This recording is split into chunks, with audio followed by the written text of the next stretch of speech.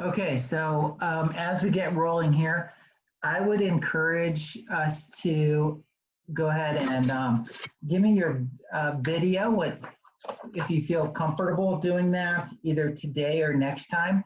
That will help me to also call on you as we go through the slides.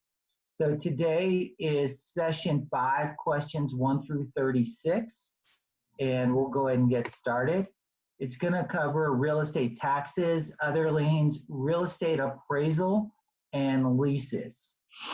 So as I was just talking with Sam, he was talking to me about the difficulty with calculating real estate taxes, and it is very challenging and confusing, especially when we talk about what a mill is, and that's how taxes are calculated.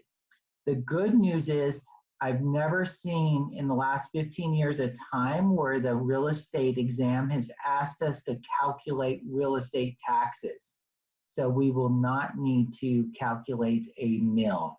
So that's good for us to know. But so this will be kind of a broad, when we talk about real estate taxes and mill levies, it'll give us kind of a broad understanding. The next thing we'll talk about is appraisal and appraisers, and then we'll talk about leases. When we talk about leases, we're going to talk about a term called estate.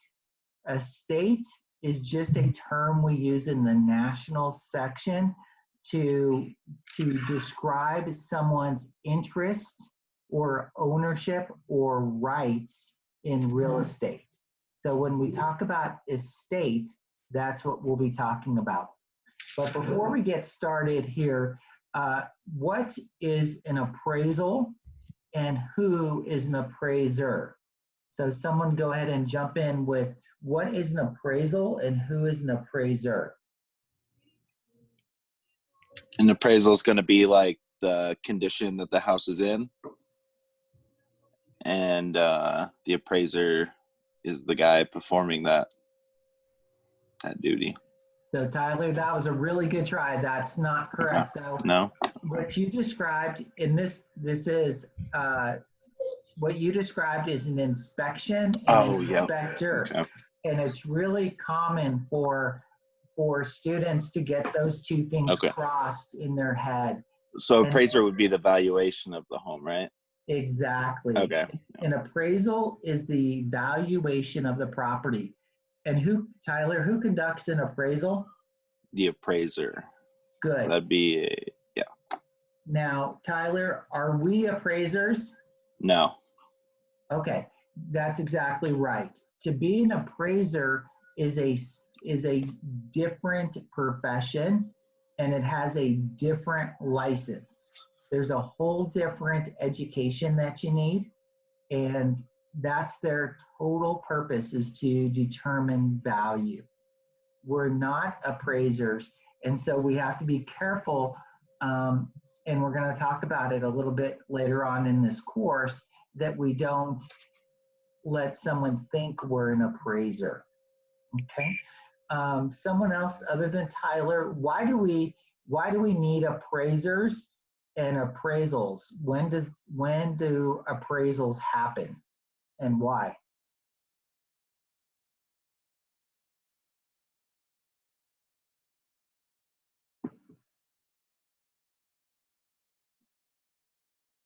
So the appraisals are to give like an estimate value of the property based on the neighborhood prices and conditions. Okay. Why do we have appraisals, Lupe? Who wants them? Why? Who requires them? Why do we have them?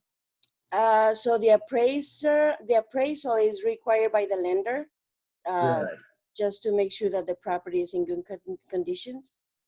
Good. Who pays for the appraisal? The borrower. The borrower. Everything you said is true. Now, why would a lender want an appraisal? Well, like I said, to make sure that the value is there and that the money that they're lending to the borrower is like a valid amount. Great. Like if the house is worth it. Okay, keep going with that, Lupe. And how much do people normally borrow? What percentage of the value of the property do people normally borrow? So it can be like from 3% of the purchase price or They up to 20%. they borrow 3%? No, I'm sorry, the down payment. So they borrow the 80% if they don't want to have a mortgage insurance, or 100%. No, yeah, Okay, so if they put 3% down, then they borrow 97%. 97%. Yes, Right. And if they put 5% down as a down payment, then they borrow 95%. And if they put 10% down, they borrow 90%. And that's if they put down 20%, then they borrow 80%. And what is so special with putting down 20% or more, Lupe? well, if they put 20%, they don't have to pay the mortgage insurance. Great. And can you tell us what mortgage insurance is? Well, it's the insurance on the property just in case the borrower doesn't pay and goes into default. So that Good. protects the lender. Exactly. So it's an insurance policy that the borrower is required to pay in case the borrower defaults, the lender gets paid money from that insurance policy. So that's why it's important for borrowers to put down at least 20%, because at 20% or more, that mortgage insurance goes away, as Lupe was saying. Okay, thank you for doing that, Lupe. I appreciate you helping us set a good foundation for down payments. Now, what is the term, before I leave that, there's one more term we mentioned last time. What was the term we said? Real estate was highly blank, meaning we only have to put down a little bit of money to get the whole thing. What is that term I just left out?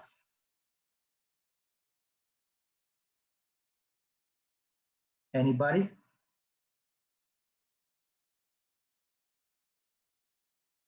Would it be leveraged?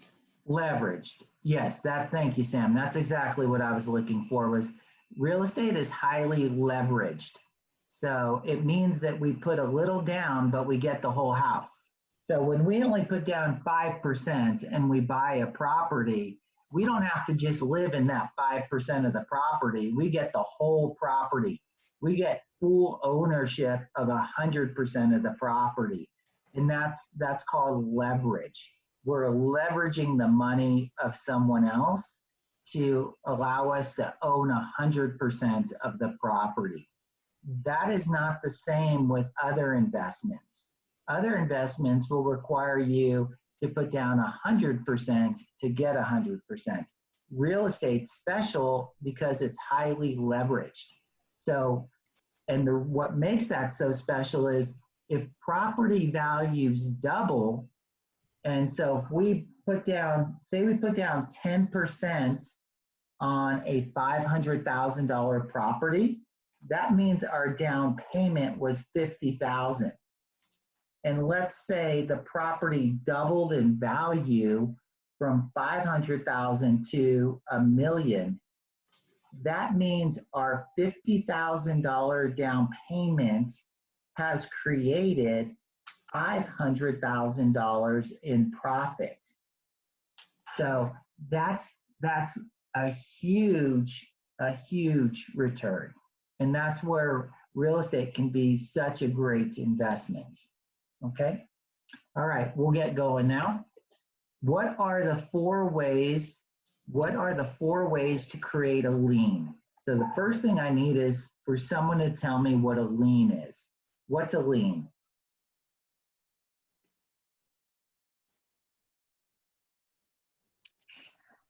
So it's a lien is like a charge against the property. That's a very good answer, Lupe. I like it. A lien is like a charge against the property. That's really good. Who can add to that? Is a lien an encumbrance? Yes, that's exactly right. A lien is in the encumbrance family. Danisha, what's an encumbrance? An encumbrance is a charge or a lien. That's all I got. Okay, what's a better way of saying what an encumbrance is? What's an encumbrance?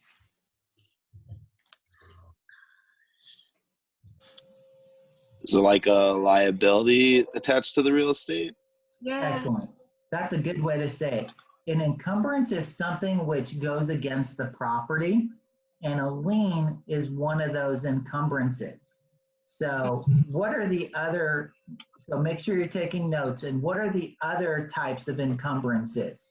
There are 5 of them. Lien is one. What's the other 4? Is it Uh, easements? Is it easements? Exactly. Easement. What's another one? the deed restriction. Deed restriction. Good. Who just said that? Was Tyler. Tyler? What's a deed restriction? Deed restriction is let's say someone sells you their property and says that you can't grow vegetables in the backyard. It's like something Good. you're prevented from doing once you own the property. Excellent. So that would be something that was written into the deed that restricts future ownership. Tyler, what's a deed? A deed is a document that transfers title from the grantor to the grantee. That's perfect. So far we said a lien is in the encumbrance family. So far we have a lien and easement and deed restrictions are all encumbrances. What are the other 2 encumbrances? Encroachment. Encroachment. Danisha, what's an encroachment? I know I said this last week. It's like an improvement or like a piece of land that goes over a neighbor's like property boundary, I think. That's really good. That's exactly right. I think you did really good there. Who wants to add to that? I don't know if we can add to it. It was so good, but is there anyone who wants to give an example? Is it some, let's say you build a garage and part of it is built on your neighbor's land? That's exactly right. So that part of your garage that you put on someone else's property is an encroachment on their property. It's an encumbrance, it's a liability. Okay, what is the 5th one? What's the 5th encumbrance? We've mentioned lien, encroachment, easement, and deed restriction. What's the 5th one?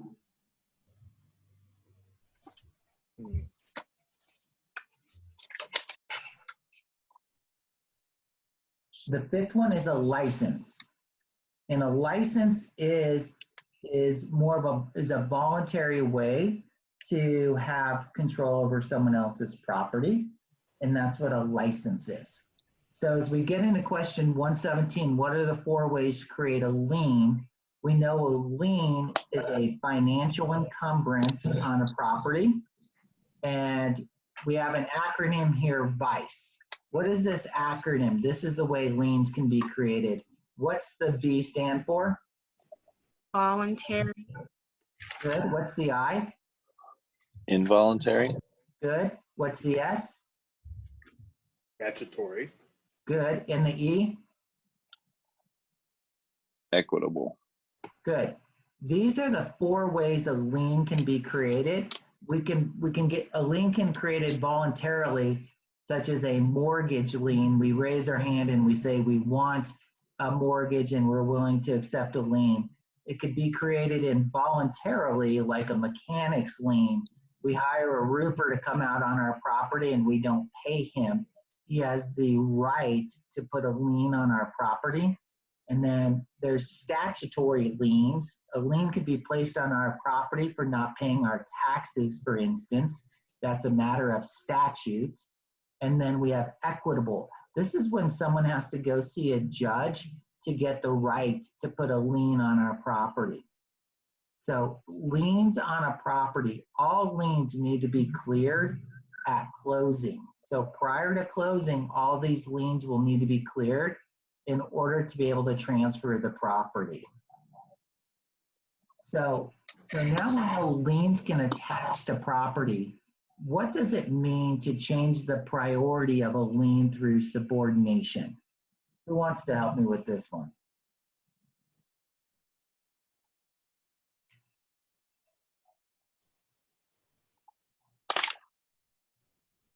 So the subordination agreement actually changed the priority of the mortgage?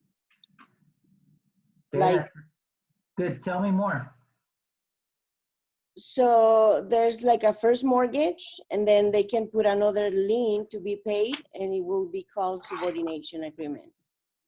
Okay, good. Who wants to add to that? It's created through statute. Okay.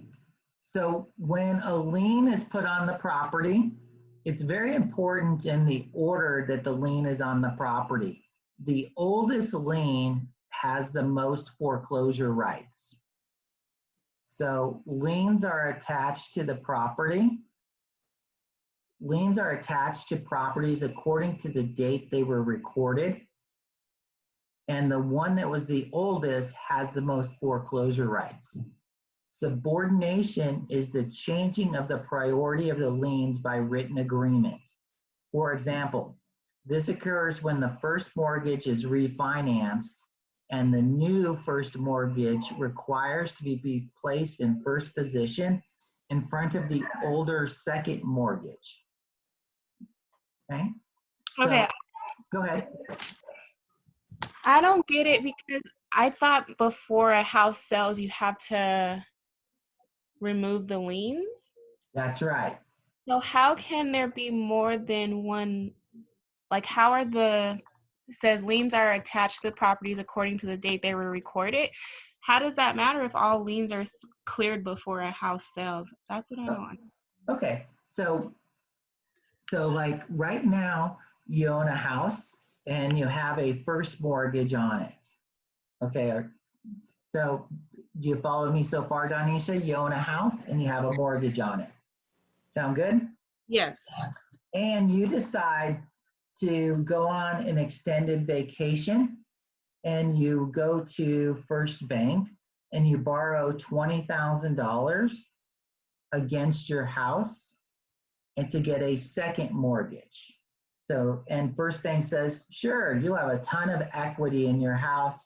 We would happily loan you $20,000 and put a lien on your property for that $20,000. So now, Donisha, you have a first mortgage and a second mortgage. Okay. Does that make sense? Yeah. And then now interest rates just dramatically dropped. And so now your first mortgage, let's say, was at 5%. Mm-hmm. And we'll say your second mortgage, which we'll say was like a home equity line of credit. So it was a second mortgage, and let's say it was at 3%. And now that interest rates have dramatically dropped, you want to refinance your first mortgage with a different company because they're offering you 3%. Mm-hmm. The second, so that sounds like a great idea. You say, yeah, I'm going to do that for sure. And you go to refinance your first mortgage. When you refinance your first mortgage, you pay it off. And when you pay it off, now your home equity line of credit is now the oldest lien on the property. And the new first mortgage would be in second position. Do you follow me? Okay, yeah. Now, your lender on that new first mortgage says, Donisha, there's no way I'm going to be in second position to a little $20,000 loan from First Bank when we're loaning you $300,000. We want that best foreclosure position. So we're only going to loan you the money if First Bank agrees to subordinate. and stay in second position. Allow us to leapfrog them and so that we can be in first and First Bank can stay in second position. Okay. The subordinating second lien has nothing to gain by allowing the new mortgage to be placed in first position. Mhm. However, they're likely to allow it to happen because they want to stay on your good graces, Donisha. They don't want you to pay off that second mortgage. Okay. Okay, so that's what it means to subordinate a lien. And then what's important there to remember is that the oldest lien has the most power. Now, there's a couple of liens that are special. There's property taxes and special assessments, and they're automatically placed in first position regardless of when they're created. So property taxes and special assessments are automatically put in first position regardless of when they're created. Okay. Now for the property tax calculation we were talking about. They say property taxes are created according to ad valorem tax. That means according to value. Tax assessors determine the assessed value of the properties. There are inequities in statewide tax assessments, and they're corrected using the assessment equalization factor. That's something that the state does to equalize taxes. A mill, so what you need to know for the test is a mill is 1/1000th of a dollar or 0.001. So a tax rate of 0.032 would be described as 3.2% or 32 mills or $3.20 per $100. So it's just a matter of shifting the decimal point to whether you're looking at a tax rate of 0.032 or 3.2% or 32 mills.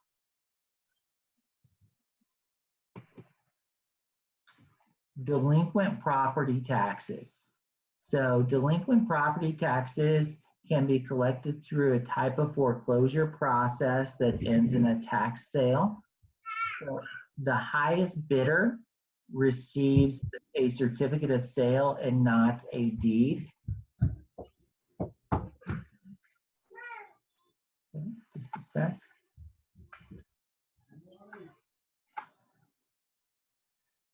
The highest bidder receives a certificate of sale and not a deed.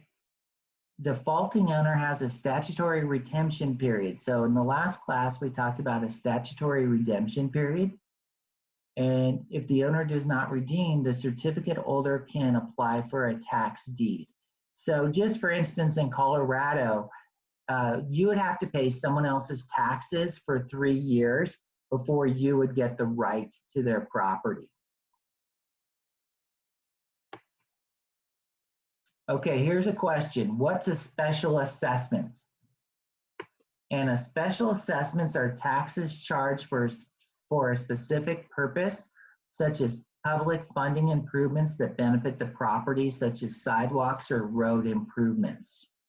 So a community can have a special assessment and it's charged to your taxes. Any questions on special assessments?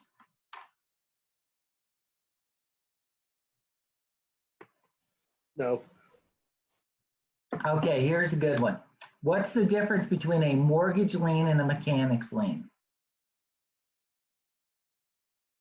Jump in. One's voluntary and so the mortgage lien will be voluntary. The mechanics lien's involuntary. Good. And Tyler, what's a mortgage lien? Mortgage lien is it's going to be, sorry. Mortgage lien is. Okay, who can help me out? What's a mortgage lien? Someone else jump in with what's a mortgage lien?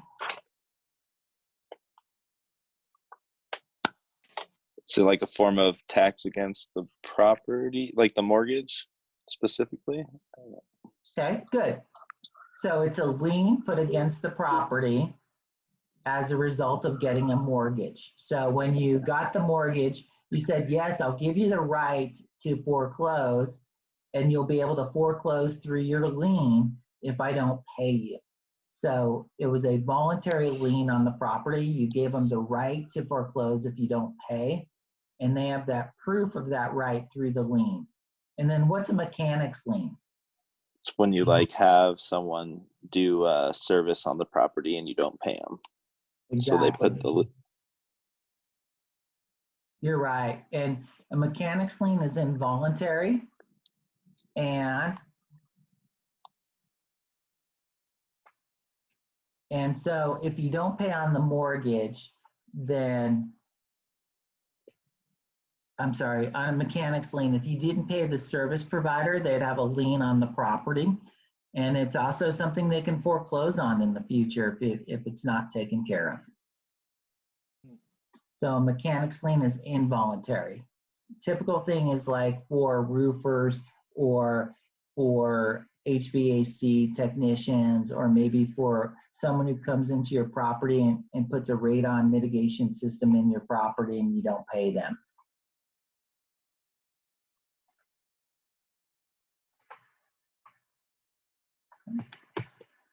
Reminder, all liens need to be cleared at closing and transferred in order to provide good title through a deed, clear title through a deed.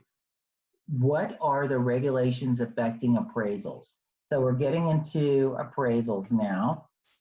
And just as a quick reminder for everyone, what's an appraisal and who's an appraiser?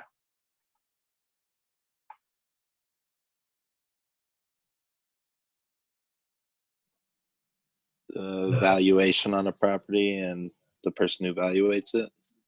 Good. And Tyler, does it take a special license to be an appraiser? Yes. Good. Are we appraisers? No. And why do we have appraisals?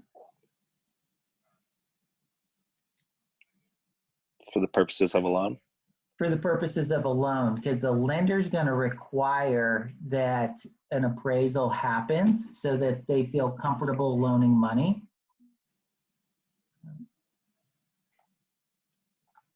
So there was an act, there was a law that was created. It was called the FIRREA of 1989, requires an appraisal with any federally related transaction. And so that's going to be most every transaction, because we learned about the mortgage markets last time. And so almost with every transaction where there's a loan, there's got to be an appraisal by law. So in the previous class, we said there were 3 parts to the mortgage market. What are those 3 parts to the mortgage market?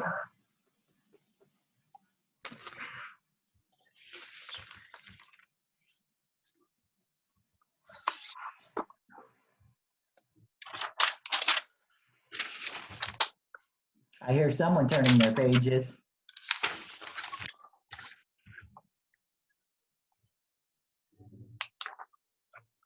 Okay, what are the 3 parts to the mortgage market?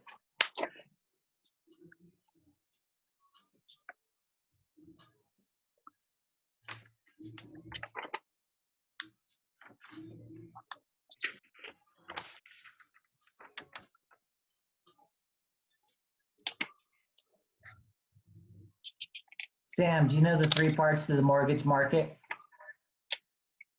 There's the lender, the buyer, and the broker. Okay, good try. That's not what we were going for. Okay. I appreciate you jumping in with that. So we're looking for the Federal Reserve, the primary mortgage market, and the secondary mortgage market. Oh. Okay, what's the Federal Reserve, Sam? Federal Reserve sets interest rates. Good. They set what they do is they set the rate that banks can loan to each other. And therefore that allows then banks work off of that, so they know what their interest rate is. And then there's the primary mortgage market. What's the primary mortgage market, Lupe? Is the like Wells Fargo, Science, Belco, like all those companies that lend the money? Exactly. And that's the primary mortgage market. The primary mortgage market is the section of the market that makes the loans directly to the public. And Danisha, what's the secondary mortgage market? They buy loans from the primary mortgage market. Yes, they buy loans from the primary mortgage market, and they buy them in huge bundles of like 1,000 loans at a time. And what's the name of the three players, Danisha, in the secondary mortgage market? Is it Fannie Mae, Ginnie Mae, and Freddie Mac? Great. Fannie Mae, Ginnie Mae, and Freddie Mac. And they all buy from different parts of the primary mortgage market. And they all used to be quasi-governmental. And after 2008, the government took them over. And so now they are governmental.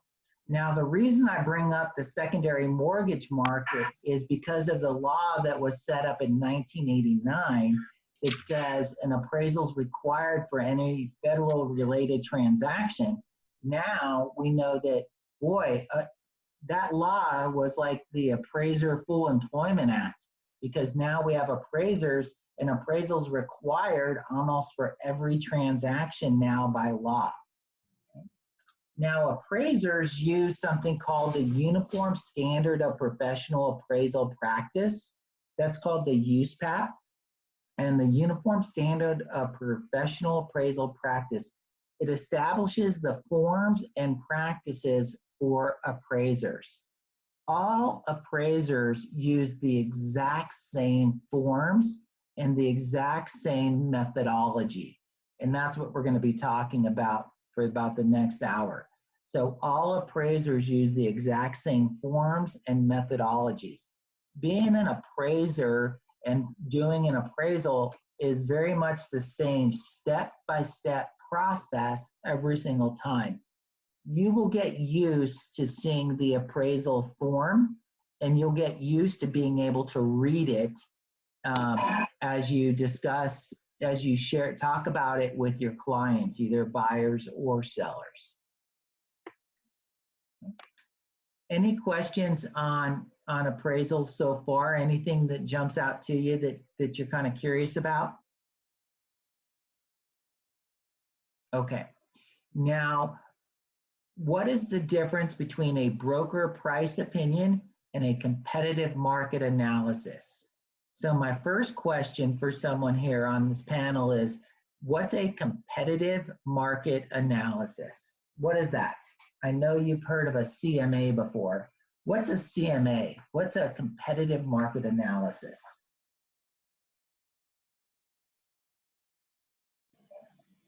Is it going to be like the valuation that's going to, the valuation that's going to be used when you're selling the property or like marketing it? That's very good. Yeah, you're right on. Who can add to that? But Tyler's 100% correct. Danisha, would you add anything to that? No. I Okay. think that's a good definition. Sam, go ahead. That you would let your customers know that it's not an official appraisal. It's just comparing what's happening in the market. Great. So we know it's not an appraisal because we know appraisals are created by appraisers. Who creates a competitive market analysis, Sam? We would. We do, and we are the real estate licensees. So a competitive market analysis is created by real estate licensees for their buyers or their sellers. Sam, why would we create a competitive market analysis for a potential seller client of ours? so that the client would know what the ballpark is for their property, or something if something is listed correctly. And Yeah. yeah. No, you're right on. So someone calls Sam up on the phone and they say, Sam, come out to my house. I'm thinking about taking a job in Alabama. And if I take the job in Alabama, I'm going to need to sell my house. So come out, bring with you a competitive market analysis so I know how much my home will sell for. And, I'm going to want to know how much you'll sell for, how long you'll take, and at closing, how much I'll walk away with. That's what the seller's going to want to know. So Sam's then going to show up with his competitive market analysis of his new client's home to be able to answer the question, how much will the home sell for? Sam, how will you go about creating a competitive market analysis? Researching the properties that were recently sold and for what price and how long they were on the market. So Sam would research the properties, all the properties in the area. He would see, how much they sold for, and he'd also be curious to know how long it took them to sell. And Sam, where would you get that information? You said you do the research. Where would you get that information? Off the MLS. Off the MLS. And Sam, what's the MLS? The multi-listing service. Yep. The multi-listing service or the multiple listing service. And Sam, what's a multiple listing service? It's where all the information on properties that being sold and purchased are gathered. Good. Yeah, so it's that huge database of all the properties that have been put on the real estate market, actives, under contracts, and solds, and it gives us the information we need for actives, under contracts, and solds of the real estate market. Sam, how do we get permission to look at the MLS? By being a licensed broker.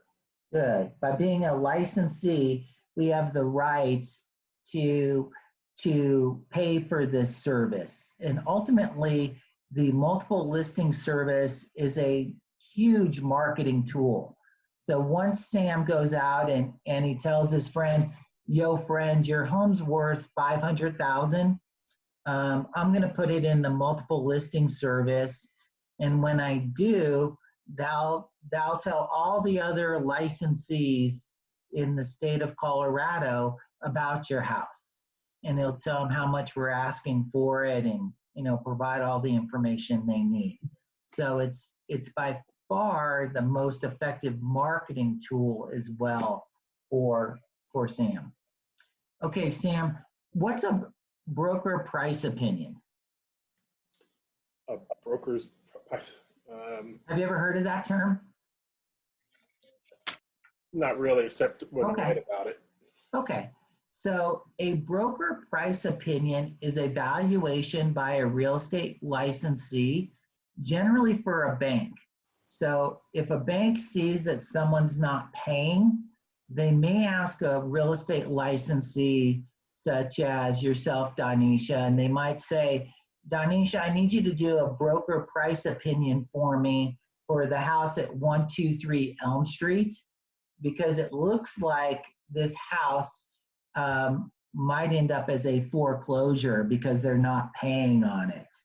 And so Danisha would do a valuation for the bank.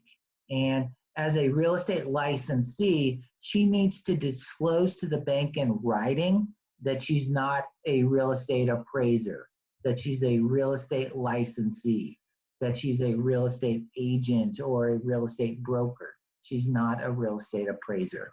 So a broker price opinion is is kind of a shorter, smaller analysis of the value of a property, and it's generally done for a bank. Okay?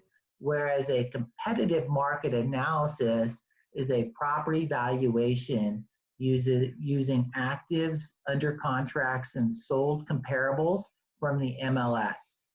Every licensee has their own process. Okay? So that last sentence, I said every licensee has their own process. What do you guys think I mean by that?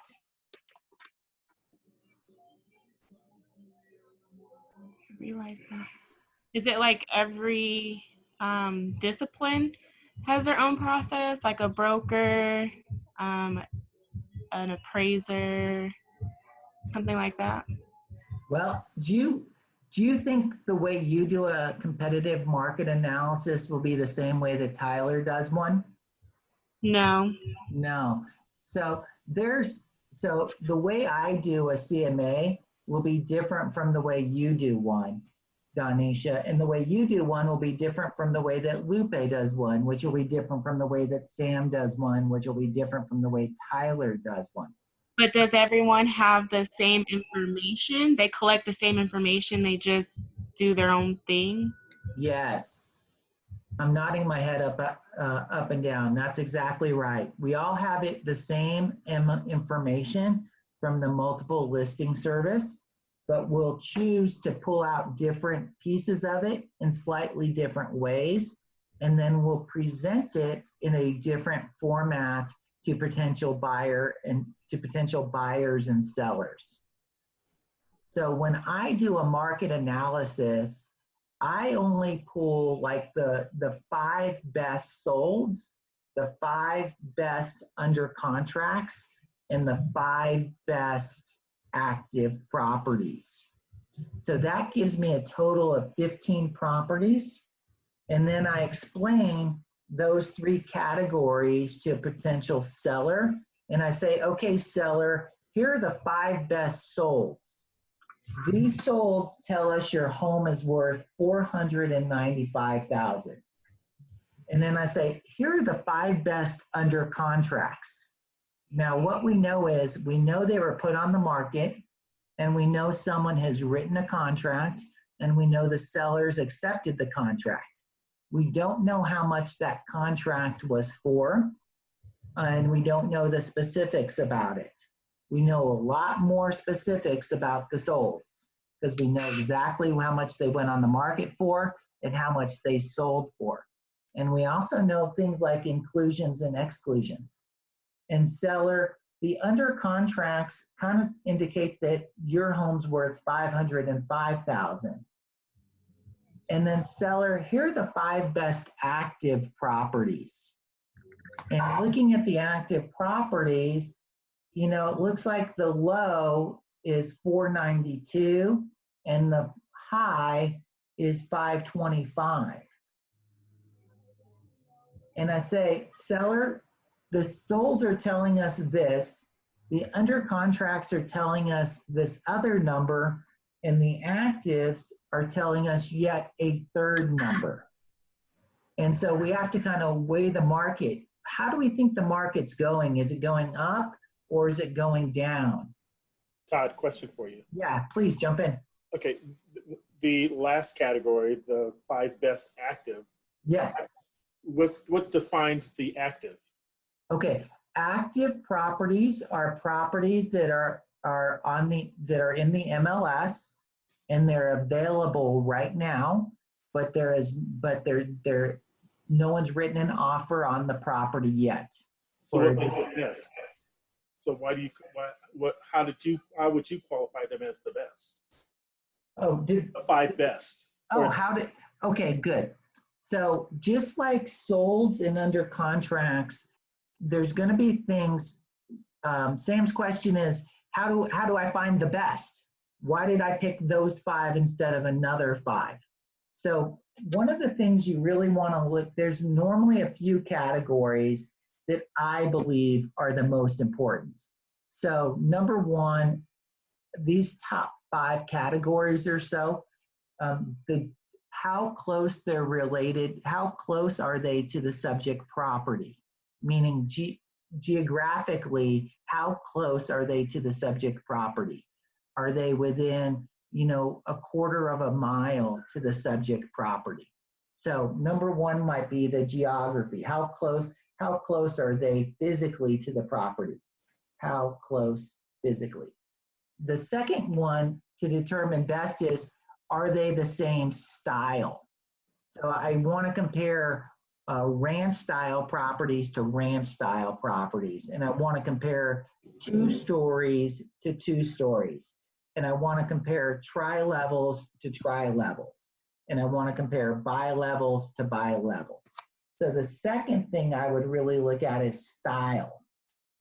So far we have, how close are they to the subject property? The second one is, are they the same style?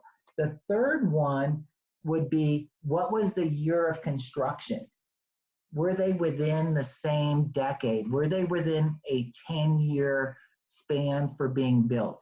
Because that could have a big impact on the properties and how well they compare. The next thing I'd really want to compare is square footage. So are they within 3, 4, or 500 square feet of the subject property? Are they the same square footage? So we're looking at how close they are to the subject. Are they the same style as the subject? Are they within the same year of construction, within 3 years, 5 years, 10 years? And also, is the square footage the same? And then finally, price. What do I think? Are they within a $30,000, $40,000, or $50,000 range of the subject property? So, Sam, those would be the 5 major categories I would really look at in determining what was the best solds, the best under contracts, and the best actives. Does that make sense? Yes. Is there something that you would like to push back on there that you would think is more important than something else, or something else you'd really want to include? No, that was good. Thank you. Okay. How about anybody else? What are their thoughts? So they can also be included, like how many rooms and how many bathrooms? Yes. That's right on, Lupe. That's what I would sort of start to think about for that 6th category: bedrooms and bathrooms and garages. That's going to have a big impact. Bedrooms, number of bedrooms, number of bathrooms, and how big are the garages? So is it a 1-car, 2-car, or 3-car garage? That's going to make a difference. Are you able to know like the condition of it when it was sold too, or is that not? You will have a decent idea from what's written in the MLS, but you won't have a perfect knowledge. Okay. However, Tyler, the active listings, you can have a perfect knowledge because they're available to the market, so you could go look at them. Okay. So I would encourage you to go look at the 5 best actives. That way you could say, okay, Mr. and Mrs. potential seller, here are the 5 best actives, and I've been in each of these 5 homes. And I can tell you, while your home is really nice, this home had granite countertops and you have Formica. This home, the bathrooms have been renovated and your bathrooms have not been renovated. So we might want to adjust, we might want to have a lower price point for your home versus what these homes are on the market.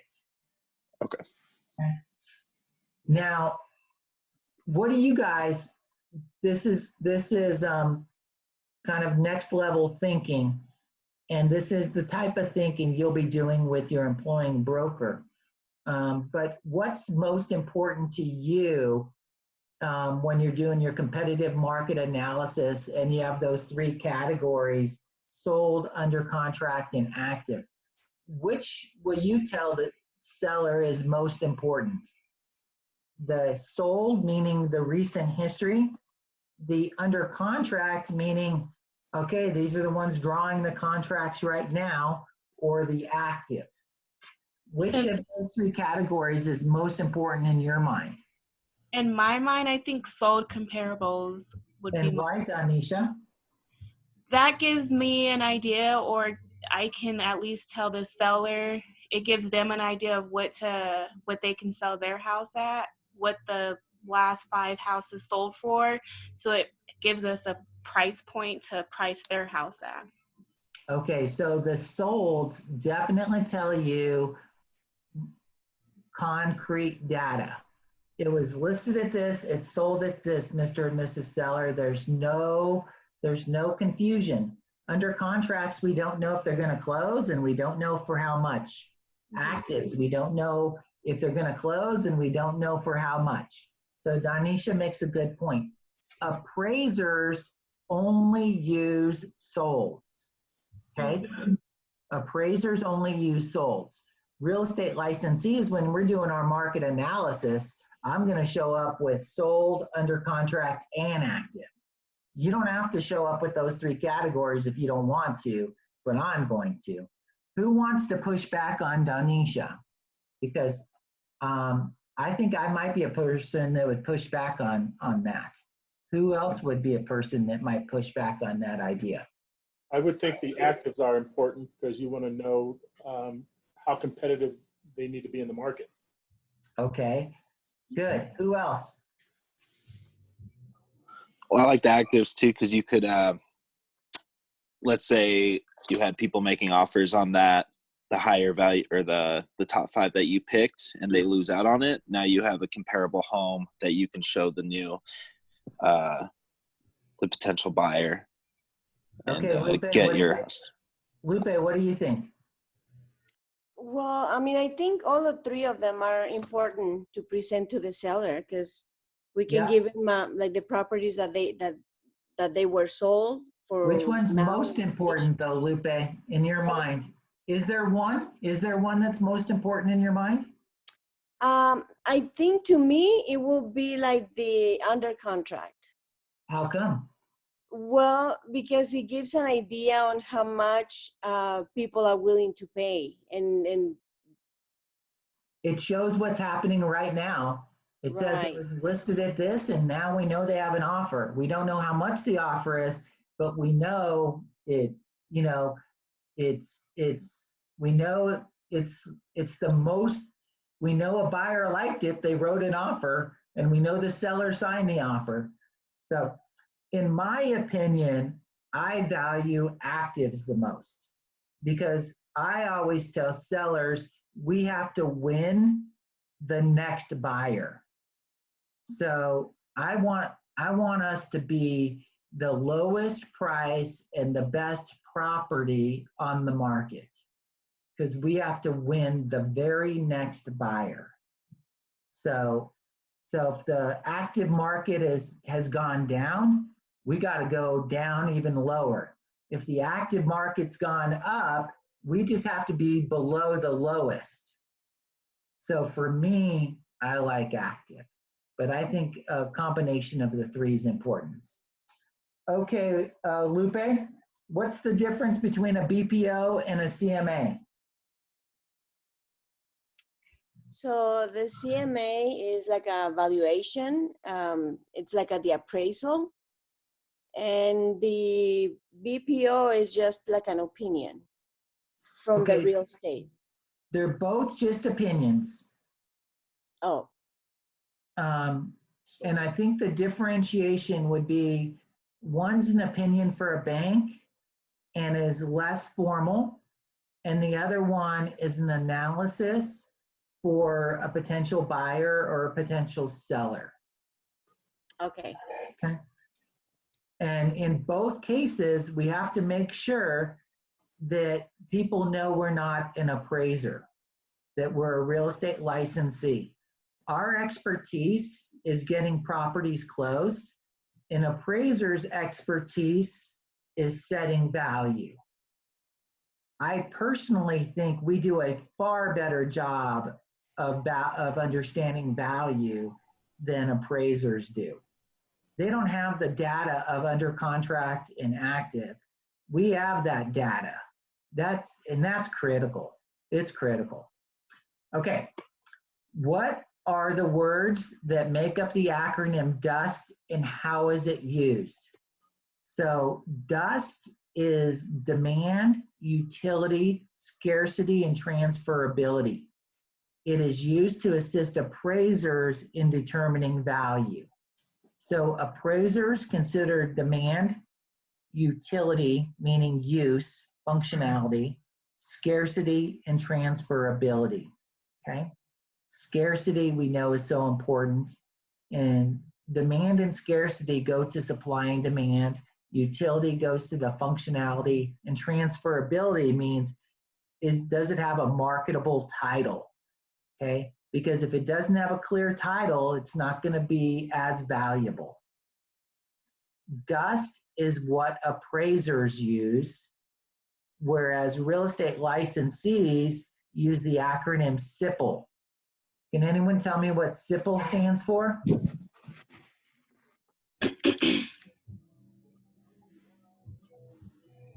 Scarcity, improvement, price, and permanence. Permanence and location. Scarcity, improvement, permanence, and location. SIPL is the economic characteristics of real estate. So make sure you write that down, SIPL.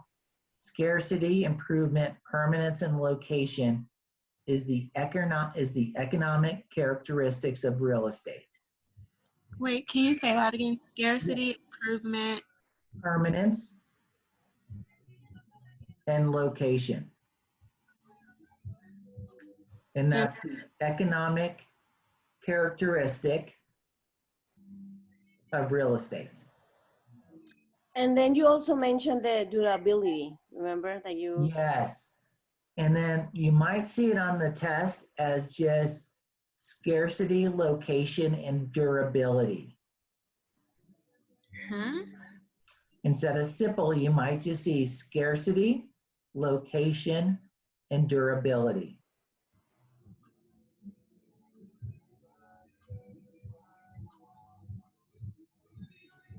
Okay. Now we're talking about appraisers and appraisals, and we have three important terms. Substitution is one term, highest and best use is another term, and supply and demand is the third term.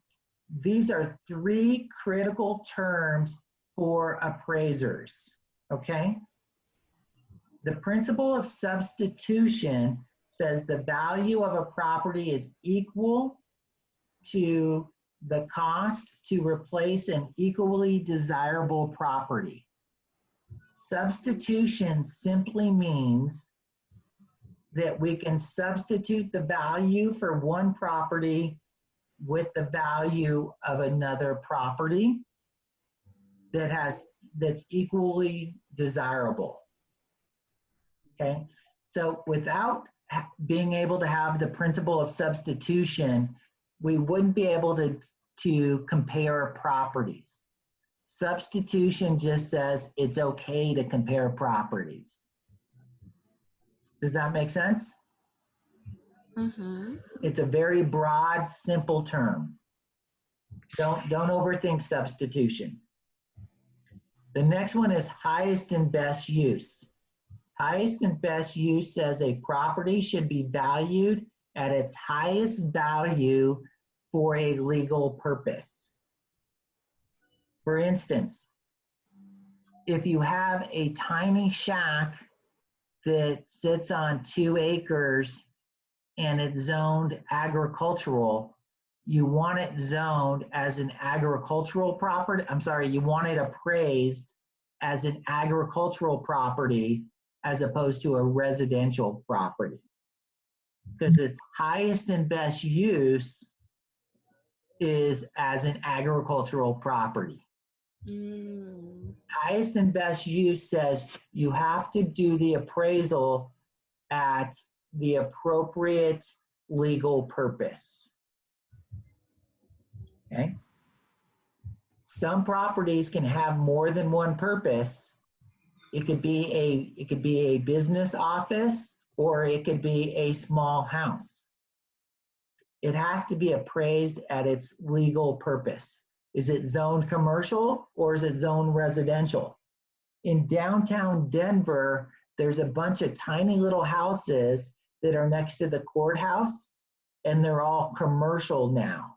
They used to be residential, but now they're all attorneys' offices, and they're all the value has gone up because the zoning's changed to commercial.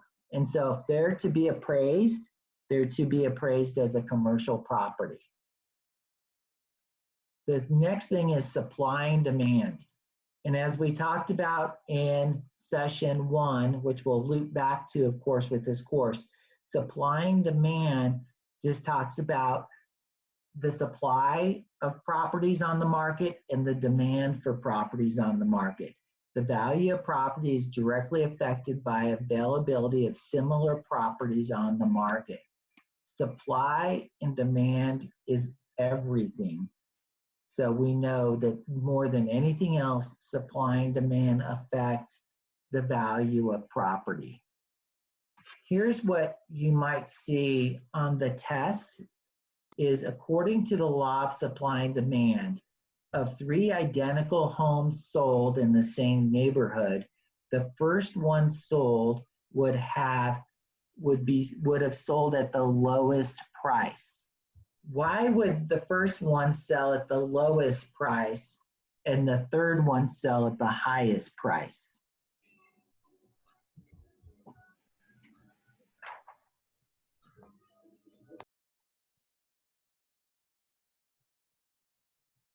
Why would the first one sell at the lowest price and the third one sell at the highest price?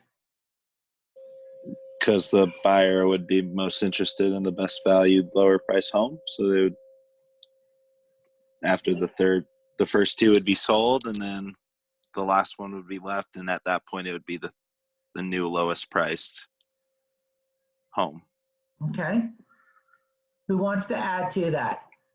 There's a different way there's different words that could be used to help us with this. With the supply and demand, it's like now that the supply is reducing, the cost will go up. Exactly. 3 homes, now there's only 2 left, so you want to get that one. And then when there's one last home, that's that last home, because it's the only one they can offer the most. Exactly. With 3 homes on the market, buyers, the supply is 3, buyers can negotiate, they have more flexibility. With 2 homes on the market, buyers have less choice, and so they're going to have to go with a higher priced home. With 1 on the market, if they have to buy a house, they have to buy it at whatever the current price is. So with greater supply, with demand being constant, and with a big supply, prices will be low. With small supply, the prices will be high. What is plottage? Plottage is the increase of value in real estate when 2 properties are combined greater than the sum of the individual properties. Okay? So let's say you have 2 properties that are right next to each other, and one of them is 0.6 of an acre, and the other one right next to it is in 1/2 acre. And in Adams County, you're allowed to have horses if you have an acre or more. The value of buying those 2 properties and combining them would give you a property of 1.1 acres. Now it's a horse property. By combining the 2 properties, the new property is likely to be worth more than the price of the parts. And that's what plottage is. It's an increase in value when 2 properties are combined that's greater than the sum of the individual properties. Mm. Okay. We also, oddly enough, there's some properties out there that aren't big enough to build a house on. But if you combine two or three of them together, now they're big enough to build a house on. So the value of those 2 or 3 lots put together is greater than what they will sell for it by themselves. Because if they're too small to build on, their value is really low. Does that make sense? Yeah. Okay. Yeah, and I don't know why there are some lots out there that are too small to build on, but they exist. You combine 2 of them together, and now you really increase the value. And that's called plottage. So, Danisha, what is plottage? It's when you sorry, when you increase the value of real estate by combining 2 properties. Good. And it's where the new property has a greater value than the individual parts. Mm-hmm. Good. Okay, regression and progression. Lupe, can you tell me about regression and progression, regression and progression? Let's see. It said like when a property like is valued at a certain amount, and for the other properties on the same area, Good. like lower the price, and then that house will be put at the same level or at the same price as the other ones. It's like regression. Like I don't know how to explain it. It's like being at the same price as the other ones. Is that what Good. it is? I think you did really good there. Okay. Now, these are appraisal terms, but these terms are terms that you'll actually use in real estate. I've actually used these terms with potential sellers and buyers. So, Sam, would you explain regression to me? The regression is, let's see. So if Hey, Tyler, you're going to get progression, so get queued up. Sam, Sounds good. regression. so when somebody has a nice property, Yes. and then there's some raggedy properties Yes. on the same block, Yes. it's gonna decrease the value of the nice property. Yes. Well said. So for instance, when I think of regression, I think of this one house in particular, and I'm there for a listing appointment, and I walk through the door, and the proud sellers are showing me the property, and they're saying, Todd, this is where we put in these really nice marble countertops. Todd, this is where we added on and did this nice family room in the back of the house. It's an extra 600 square feet. It's gorgeous. And Todd, these are the built-in cabinets that we put in the house. And so I'm having mixed feelings. And Sam, why am I having mixed feelings as he's showing me his beautiful house? Because he has an emotional attachment to the additions or to the upgrades, when it doesn't add value to the house because everything else is 2 bed or maybe 1 or 2 bedrooms, and he now has a 3-bedroom with a big playroom or whatever. Exactly. Everything he did to the house was beautiful, and I love it. So I feel great about being able to put a beautiful house on the market. However, my stomach is starting to turn a little bit because I'm going to have to explain to him regression. And I'm going to have to say, Okay. your seller, your property is you're not going to be able to get everything you want for your property because it's surrounded by other properties that aren't as nice. you have more square footage and better upgrades. Your property is gonna suffer from regression. Lupe, does that make sense? Yes. Danisha? Yes, it makes sense. Good. Tyler, explain progression. So progression's going to be where if your property doesn't look so nice, but you're surrounded by other properties that look really nice, you're going to get the benefit of that, and your property will be valued higher. Yes. So progression is I walk into a house and I've done my MLS and I'm thinking, oh boy, it's got to sell for this. And I'm thinking a pretty high number based on the comparables. And I walk in and I'm saying that it's a smaller house, and the upgrades are less. So once again, my stomach is a little uncertain. I'm feeling positive and negative things. Tyler, what are the positive and negative things I'm feeling? You're saying like positive, negative things about the. Yeah, so I'm walking through this property, getting ready to sit down with them at their kitchen table Yeah. to put the house on the market. And So it's maybe. not nearly as nice as I want it to be. What's my positive and negative thoughts I'm having in my head that I'm not saying out loud?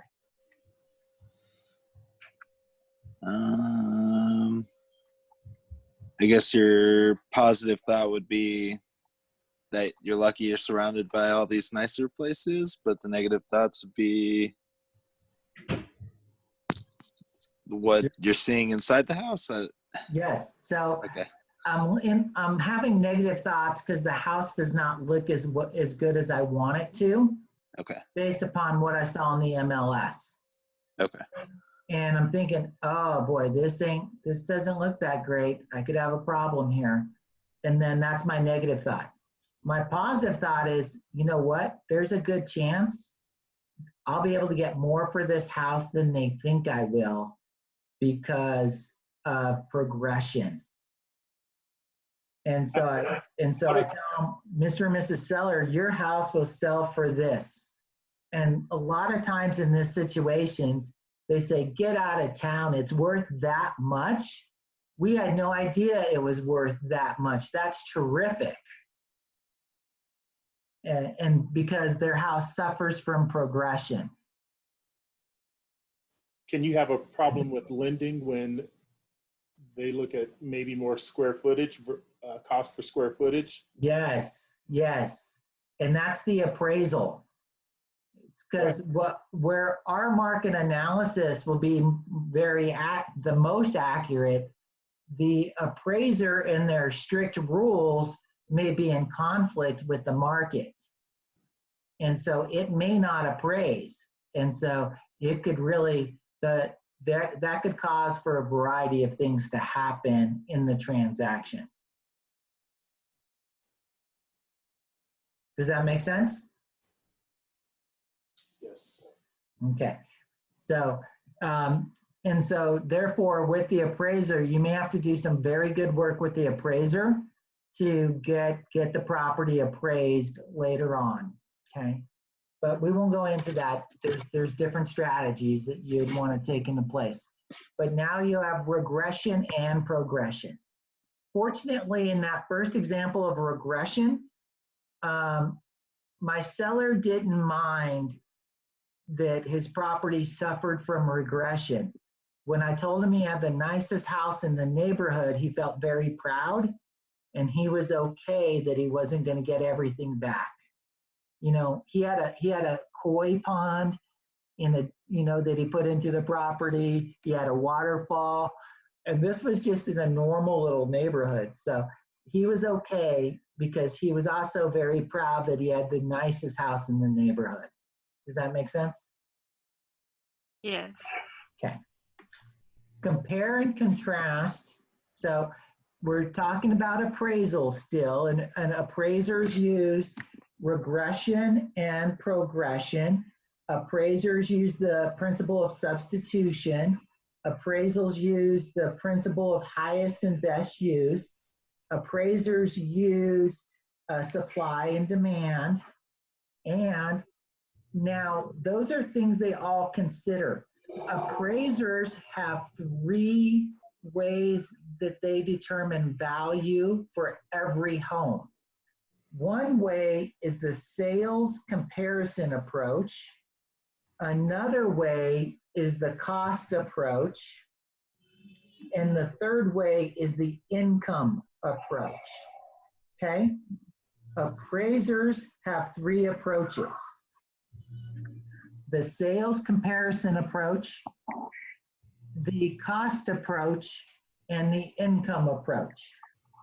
Tyler, what are the 3 approaches appraisers have? Income approach. You said the cost approach, the income approach, and the sales comparison approach. Good. Appraisers use all 3 approaches every single time they do an appraisal. Appraisers do all 3 approaches every single time they do an appraisal. Okay? So the sales comparison approach is most similar to what real estate licensees do. Real estate licensees do the competitive market analysis. An appraiser's version of the competitive market analysis is the sales comparison approach, except they only use solds, where we use solds, actives, and under contracts. The sales comparison approach is based upon comparing similar properties and adjusting them for the differences. It is considered the most reliable of the 3 approaches in appraising single-family homes. Okay? The cost approach is based upon determining the cost to replace the subject property with a substitute property, less depreciation. It is preferred when appraising special purpose properties like churches. Okay? So the cost approach. Now, if you're a pastor of a church, why would you get an appraisal done on your property?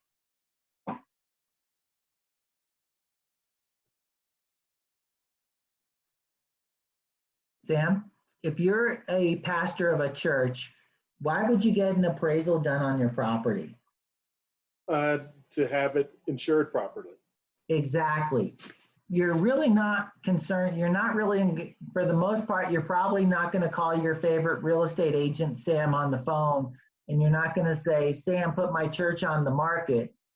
You're more likely to say, I'm going to need an appraisal so that I can have adequate insurance on my church in case it's hit by lightning or it burns down or something like that. Right. So churches, schools, those are all special purpose properties. They might need an appraisal just to make sure they have appropriate insurance. Okay. Now we want to talk about depreciation. Depreciation for appraisals is really for the purpose of taxes. And there are 3 types of depreciation. We have physical deterioration, functional obsolescence, and external obsolescence. You will definitely need to know these 3 terms, and you'll definitely need to be able to say which one is which as they're described to you in a question. Physical deterioration is curable. It is when an item is in need of repair, such as worn carpet or peeling paint. So a subject property may suffer from physical deterioration if it has worn paint, or the carpet is no longer any good, or the cabinetry is falling down from the wall. That's all physical deterioration. Functional obsolescence means there's an outdated physical or design, such as it has outdated plumbing, or It's a 5-bedroom house with 1 bathroom. Okay, so a house built in the turn of the century that has 5 bedrooms and only 1 bathroom down at the end of the hall, that would be an example of functional obsolescence. External obsolescence is a loss of value based on a negative external factor, such as a change in zoning or maybe the closing of a military base down the street. That's an example of external obsolescence.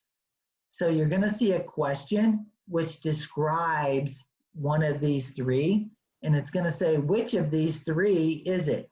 Is it A, physical deterioration? Is it B, functional obsolescence? Is it C, external obsolescence? Is it D, all the above? And of course, D is not going to be a good answer unless it's a really long description which describes all 3 of these cases. Okay, that's how you'll see these 3 terms in a question on the test. Sam, Yes. do you have a question about any of these 3 items? Nope. This is easy. Okay, Tyler, a question about any of these 3 items? No, I don't think so.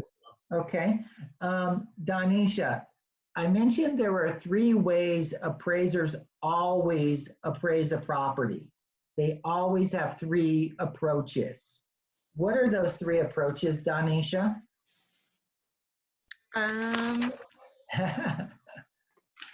Is it the physical deterioration? No, Okay. 3 ways is a sales comparison, yes, cost approach, and yes, income base. an income approach. Oh, income approach. Okay, wait, I didn't have that in my notes. Time out. Okay. Hey, Lupe, what are the 3 approaches appraisers use every single time they appraise a property?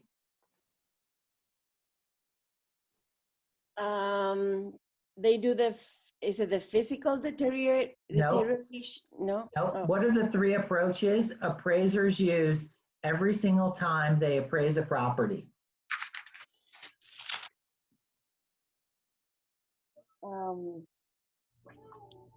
Where do I have that? Hold on. Okay, Tyler, jump in. What are the 3 approaches?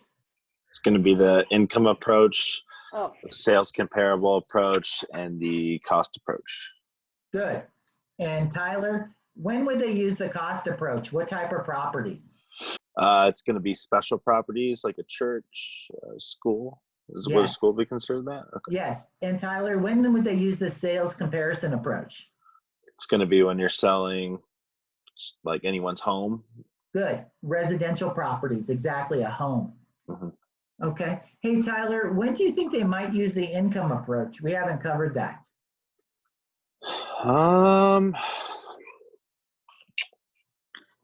Could it be, I guess we haven't really covered like commercial buildings. Yeah, a business, something that produces a net income. So they're going to use the income approach for a business or a building that produces a net income, okay? And we'll get to that in just a second. So getting back to the 3 levels of depreciation, we have physical deterioration, meaning it's falling down and losing value, it's depreciating. We have functional obsolescence, meaning it's missing a bathroom or the design isn't right, so it's lost value. Or external obsolescence, like the zoning changed or a military base moved away. Depreciation, in real estate appraisal, depreciation is the loss in value for any reason of real property. The loss in value is due to the condition that adversely affects the value of the improvement to real estate. Okay, Sam, when I said the word improvement, do you know what I mean? Yeah. By What's the word improvement mean? the improvement of The improvement to real property. Okay. What's that mean? It means the house, for instance, or it could mean the building. So the word improvement there means the house or the building. It's just a physical structure. Yes, the physical structure is the improvement. So in real estate, we call the physical structure the improvement. Okay. Okay. So whereas in real life, we say an improvement is, oh, they upgraded the cabinetry. That's not what we're talking about here. We're talking about the physical structure, and we call the physical structure the improvement. Something that never depreciates is land. Land never depreciates. Okay? When calculating depreciation of a property, you are depreciating the improvement only. You are depreciating the physical structure only. Make sure everyone's hearing that. You are depreciating the physical structure only. So you have the total value of real property. You subtract out the land because the land never depreciates. And you depreciate only the physical structure, which we say is the improvement. Okay? We're going to run through a calculation here. So say your property is worth $420,000 and the land is worth $90,000. So you take out the land from the total value and you're left with $330,000. Everybody, how did we get to $330,000? Is that the value of the property on the land? Good. That's the value of the improvement. That's the value of the structure is $330,000. Does that make sense? Yes. Okay. So Tyler, we now have the value of the structure at $330,000, and we want to depreciate it over 27 and a half years. And that happens to be the going governmental straight line depreciation rate. So we divide 330,000, which is the value of the structure, by 27.5. And that says we can now take a depreciation on our taxes of $12,000 a year. So by dividing 330,000 by 27 and a half years, that says each year we can depreciate $12,000. Tyler, how much can we depreciate each year? $12,000 Exactly. And how did we get to 12,000? by dividing the improvement value by how long it's expected to last, how many years it's expected to last. Exactly right. Donisha, could you say those exact same words? No. Can you ask me again? Sorry, my kids Sure. were screaming in That's the back. okay. That's okay. So as we're looking at this page, we have the total value of the property is $420,000. Mm-hmm. Okay. Since land never depreciates, we're going to take out the land. The land is worth $90,000. Mm-hmm. Therefore, the structure value, also known as the improvement value, is $330,000. So are you with me on the $330,000? That's how much the building is worth. Mm-hmm. Now, we're going to depreciate the building over 27 and a half years. Mm-hmm. Okay? So therefore, we're going to divide the 330 by 27 and a half. And that means every single year, we can take a tax write-off of $12,000. Mm-hmm. We have a depreciation that we could take as a tax write-off of $12,000 a year. Is the 27.5, is that standard or? Yes, that's the current standard. Okay. Okay? And then the other thing is, I mean, I don't want to confuse things, but if there is a toxic waste on some land, wouldn't that devalue the land? Appreciate the land. Good question. Let's leave it alone. Okay. No, Sam, good question. I don't have a good answer, so we're gonna ignore it. Because Okay. and we're gonna ignore it just because it won't come up on your test. Okay. That's a very good question. I appreciate that. So Lupe, we have the value at 420,000 of the entire property. Since land never depreciates, we're going to subtract out the land of 90,000. That means our improvement or our structures were 330,000. We're going to depreciate that over 27 and a half years. So we're going to divide 330 by 27 and a half. And that means every year we get a depreciation of $12,000. Does that make sense, Lupe? Yes, it does. Oh, good. Yes. After 5 years, we've been taking that write-off of $12,000. We've been saying every year the property's depreciating by $12,000. So over 5 years, it's depreciated by $60,000. So the value of the building, the structure, is now worth 270. 270 plus the land, and now the property's worth 360. Okay, I need Sam, explain how I got to 360.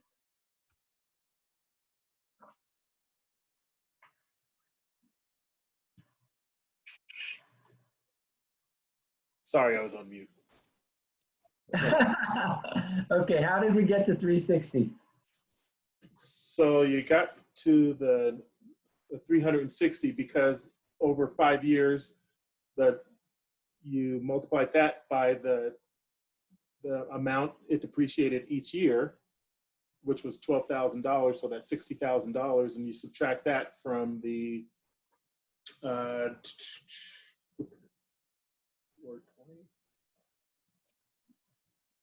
Let's see. So we're trying to get to the 360. Yeah, so we had 330, and which was the value of the property. Right.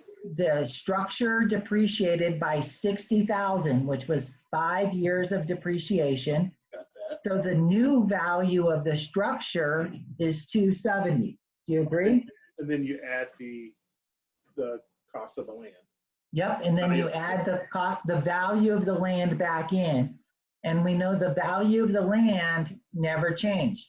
So that's still 90,000. So now your property's worth 360. I would have got there eventually. I know you would have. Okay. Tyler, did that make sense? Yes. Okay, Danisha, were you with me? Hold on, I'm trying to do the calculation so I really know that I know. Good. So I have a question. Yeah, go Tyler. Now this depreciation, is this like strictly for like accounting purposes? Yes. Because okay, all right, because your houses are supposed to be long-term investments, right? So you should. Right. Okay. Yeah, so yes. And there's actually a very complex thing that happens here for value, because now you have the value that's gone down, but through appreciation in the market, it's gone up. So your difference in profit has also really increased. It's increased by your depreciation plus the market appreciation, Tyler. All the more reason to buy a commercial building. But you don't need to know that for right now. Okay, Danisha, did you run your numbers? Yep, I got my 360. So we depreciated the property over 5 years, which means the value of the property went down to 270. We put the land back in, and we get up to the new total value of the property is 360. Lupe, did you follow the numbers? Yes. Question on the numbers? No. Okay. What is the income approach? Tyler, what's the income approach? It's the approach you'll use to for commercial buildings. Good. What are the other two approaches? The cost analysis Cost and approach, good. cost approach, and the sales comparable. Good. So everyone on this call, I need you to know that every time an appraiser does an appraisal, they do all three approaches every single time, okay? And then at the end, they pick the one that makes the most sense. Okay? Being an appraiser means to be very structured in what you have to do. That's why they have to follow the FIBRA law, and that's why they always have to use that USPAP form every single time. So the third approach used by appraisers to determine value is the income approach. It is the present value of future income. So we're trying to figure out the present value of future income. And so, and the way we do that is we have to figure out what the net income is. So we start with gross income. Gross income is all the money coming in. And then we subtract out vacancy and we subtract out expenses. And that's how we get to net income. So make a note of the little practice given, which is gross income minus vacancy minus expenses to give you net income. Once we have net income, we're able to do the income approach, okay? So what's gross income? Total income? Yes, that sounds good, Danisha. Sorry for interrupting you. Gross income is total income. And what's net income, Danisha? Is that after tax? No, net income is after vacancy and after expenses. Oh, okay, hold on. So net income is after, sorry, say that again? Yes, so net income is after vacancy and after expenses. Vacancy and expenses. Okay. You won't always have vacancy, but if you have it, you have to subtract it, and you will always have expenses. So gross income minus vacancy minus expenses gets you net income. Okay, Sam, how do I get from gross income to net income? You get to that by subtract the vacancy. And subtract, What's that? and subtract. And subtract the operating expenses from the annual income. Excellent, excellent. Lupe, are you with me? Yes, I'm Thank here. you. My one quick question for you, Todd, is that Yes. you said that appraisers use all three approaches. Yes. Hold that thought for 5 minutes. Okay. Okay, so net income is determined. Net income is used to determine future value. Okay. Capitalization rate is, the cap rate is an estimate of the rate of return for an investor. Net operating income is the same as net income. Just another way of saying it. It's the capitalization rate is determined by dividing the comparable property's net operating income by its sales price. The cap rate is the tool appraisers use to determine the value. So Danisha, the cap rate is the tool appraisers use to determine a property's value. Okay. Okay, so it's a tool that appraisers use to determine a property's value. And what you do is you divide the sales price, you divide the net income by the sales price, and that gives you the cap rate. So if the net operating income or the net income was 25,000, you divide it by the price, the sales price of 300,000, and that gets us a cap rate of 0.0833, also known as 8.3% cap rate. So you divide Yeah. income by the sales price? Yes, and Okay. that gives you the cap rate. And the cap rate is a tool used by appraisers, To determine the value. okay? That's one of the 3 tools appraisers use for the income approach. The other 2 tools they use is the gross rent multiplier and the gross income multiplier. So appraisers use 3 tools for the income approach. They use the cap rate, the gross rent multiplier, and the gross income multiplier. Okay, Tyler, appraisers use 3 tools for the income approach. What are the 3 tools appraisers use for the income approach?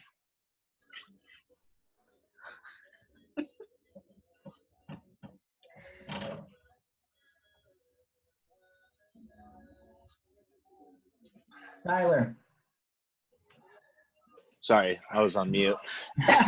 It's okay because I said the wrong thing anyways, but now I know what it is. All the better.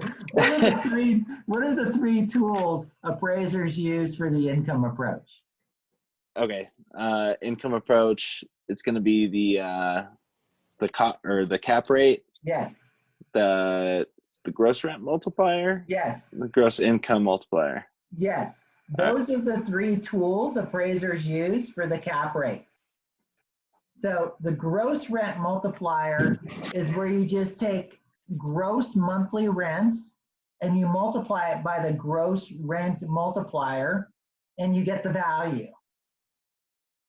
The gross income multiplier is where you take the gross annual rents instead of monthly rents and you multiply it by the gross income multiplier, and that's how you get the value. Okay? So appraisers have 3 tools that they use to determine income in the income approach. So these are the 3 little methods they have, the 3 tools. These are the 3 tools in their toolbox. Go ahead, Danisha. So it's these 3, the gross rent, the income. What's the third one? Okay, the cap rate, The cap rate. and then we have gross rent multiplier and gross income multiplier. Good. Discipline your mind to use those exact words. Cap rate, gross rent multiplier, gross income multiplier. Okay. Now, the gross rent multiplier is used for rental properties of 1 to 4 units. So for like a house or a duplex or a triplex or a fourplex. An appraiser would use the gross rent multiplier for a house, a duplex, a triplex, or a fourplex. For a 5-unit or an apartment building, an appraiser would use the gross income multiplier. Or 5. Are they both for rental units? Yes, and they're all for properties that generate net income or income. They're all, so this is all part of the income approach. And these gross rent multiplier and gross income multiplier are in particular for rental properties.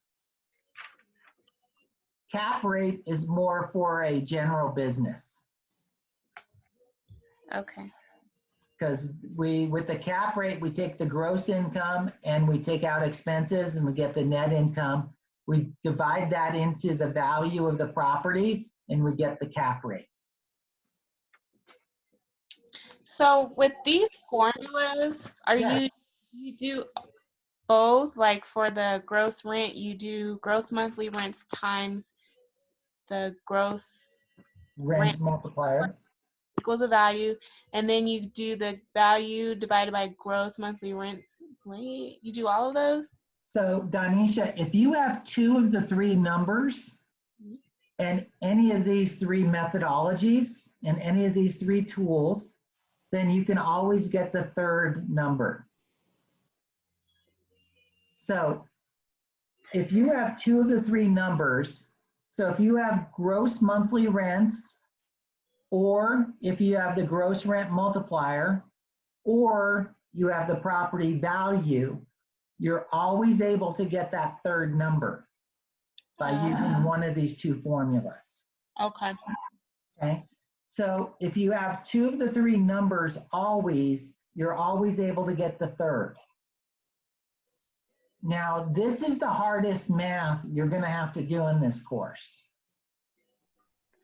And the key there is making sure that you write down the formulas so you could plug in which two pieces of information you have. Well, we have to do this on the Yes. This is going to be, you know, one of your 5 or 6 math questions. The good thing is they're going to be multiple choice. So you'll be able to deduce your way halfway through it, if not all the way. But at least halfway, you'll be able to take out ridiculous answers.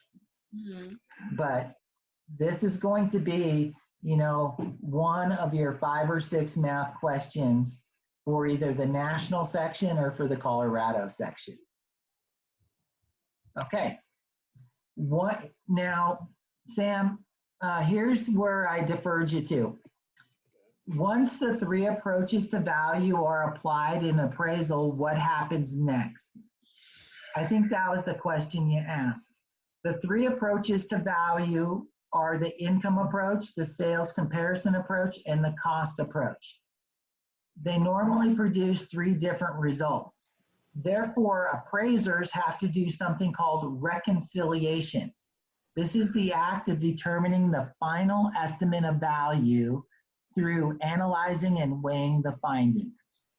So if an appraiser was doing an appraisal for a house, they would do the sales comparison approach, the cost approach, and the income approach. And then at the end of the day, what they would do is they would weigh the sales comparison approach 100%, they would weigh the income approach 0%, and they would weigh the cost approach 0%. Would they even, what work would they do for income? Income. Approach. They would have data of the area of what the monthly rents were for houses in that neighborhood.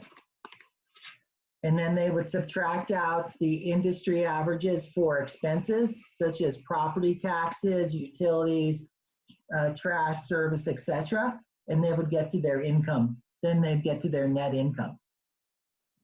Okay, that's where my question was going, was why would they do a commercial process on a residential house? And that's why, and that's all because appraisal is very, very structured, and they have to follow the FIRA laws in the USPAP form. I could not be an appraiser. I am really not built to want to follow process. I really like to do CMAs where I can create my own CMA process. Other people are built to be appraisers. They love process. They like step by step by step by step by step. Okay. Does that make sense? Yep. Okay. I want to make sure we got that though. So Tyler, what's reconciliation?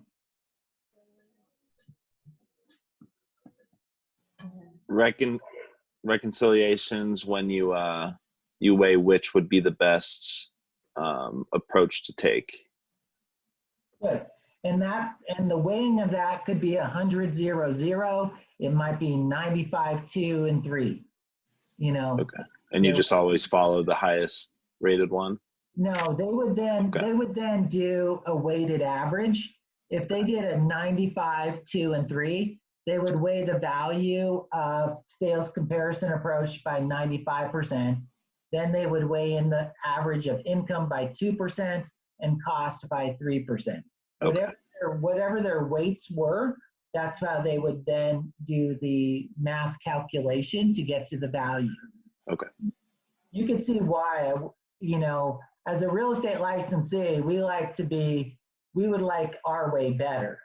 So that's why we sometimes have conflicts with appraisers and their appraisals.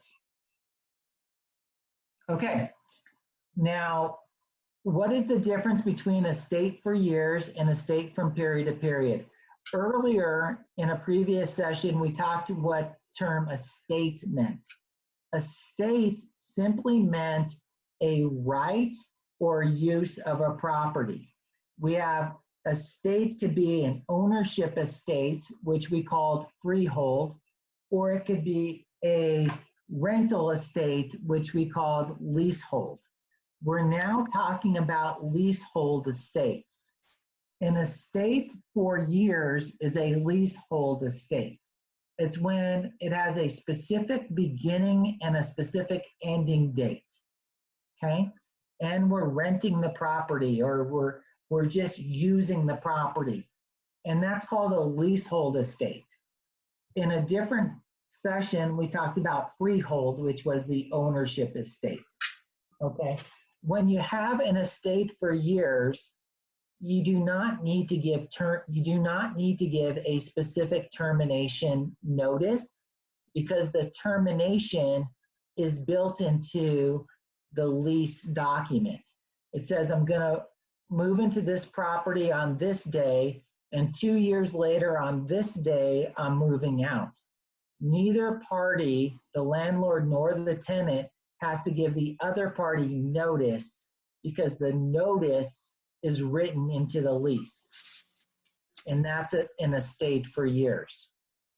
An estate from period to period, also known as like month to month, also known as periodic tenancy, is a lease with an indefinite period of time, because it's month to month to month to month to month. We don't know when those months will run out. They only run out when one party gives the other party a 10-day notice or longer. So, landlord, I'm giving you a 10-day notice. I'm not going to renew my month to month. Landlord, I'm giving you a 30-day notice. It has to be at least a 10-day notice. Okay? And then an estate for years turns into an estate to period when I have a 3-year lease, and then at the end of that 3-year lease, no notice is given. And then now I've automatically moved into a month to month to month to month. Okay, that's what happens. You automatically move into a month to month after an estate for years. So here's the takeaway I want you to have for this. An estate for years does not need a termination notice, because it's written in the agreement, whereas a period to period, a month to month, requires at least a 10-day notice. Okay? What is the difference between an estate at will and an estate at sufferance? An estate at will is when there's a leasehold tenancy for an unspecified period of time. The example is, you let your brother stay in your basement. The second you let your brother stay in your basement, you're required to then give your brother a 3-day notice before you kick him out. That's called an estate at will. An estate at sufferance is another term, another vocabulary term you need to know, and that's when the tenant stays beyond their right to be in the property. And that's called an estate at sufferance. So we have estate for years, we have estate from period to period, we have an estate at will, and we have an estate at sufferance. Those are the 4 estates you need to know. Those are all estates that fall under the category of leasehold estate, which means they're for a determinable period of time.